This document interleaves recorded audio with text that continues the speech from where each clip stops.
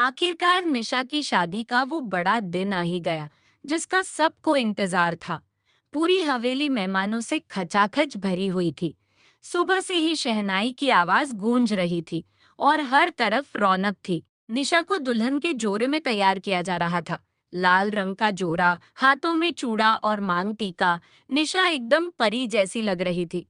दादी ने निशा के सिर पर हाथ रखकर आशीर्वाद दिया, पर उनकी आंखों में एक फिक्र थी। उन्होंने धीरे से निशा के कान में कहा, बेटी, आज तेरा इस घर में आखिरी दिन है। शादी के बाद विदाई होते ही हम सब ये घर छोड़ देंगे। क्या तूने चीकू से बात की? निशा ने धीरे से हाँ में सर हिलाया।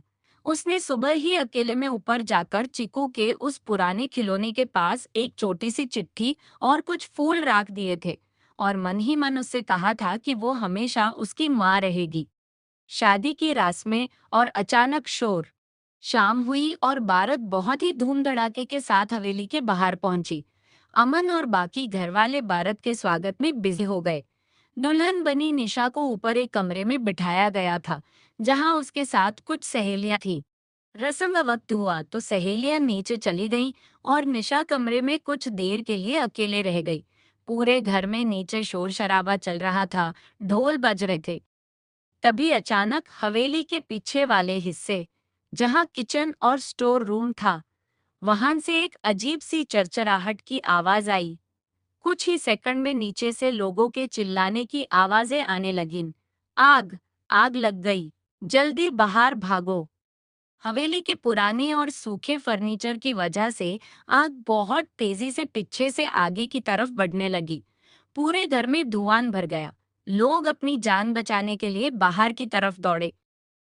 अतीत का दोबारा लौटना। निशा ऊपर वाले कमरे में थी।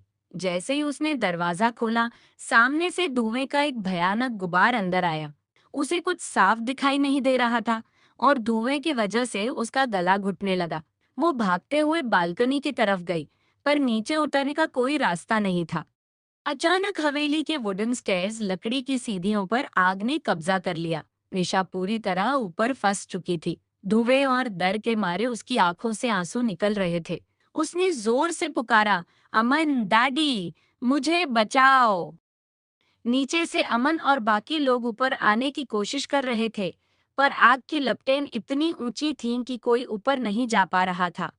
निशा ने सोचा कि आज उसकी जिंदगी का आखिरी दिन है।